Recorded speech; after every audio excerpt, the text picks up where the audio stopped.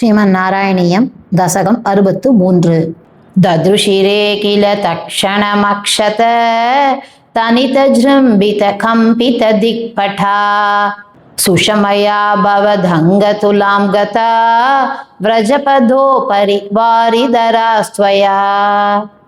विपुलकरकमिश्रैस्तोयधारानिपातैर्दिशि दिशि पशुपानां मण्डले धण्ड्यमाने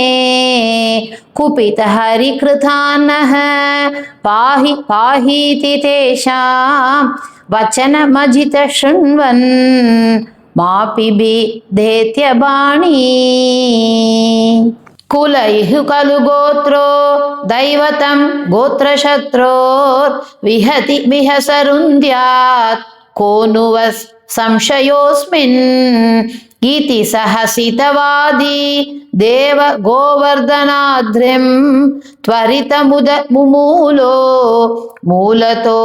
बालदोर्भ्याम् तदनु गिरिवरस्य प्रोद्धृतस्यास्य तावत् सिकति लमृदुदेशे दूरतो वारितापे परिकर परिमिश्रान् धेनुगोपानदस्तात् उपनिदत ददत्ता हस्तपद्मेन शैलम् भवति विधृतशैले बालिकाभिर्वयस्यैरपि विहितविलासं केलिलापादिलोले सविधमिलितधेनुर्एकहस्तेन कण्डूयति सति पशुपालास्तोषमैषन्त सर्वे अतिमहान् गिरिरेशतु वामके करसरोरुहि तं धरते चिरं किमिदमद्भुतमद्रिबलं विति द्वदवलोकिभिराकति गोपकै अहहदाष्ट्य ममुष्य वटोर्गिरिं व्यतितबाहुरसावरोपयेत् इति हरिस्त्वयि बद्ध विगर्हनो दिवससप्तकमुग्रमवर्षयत्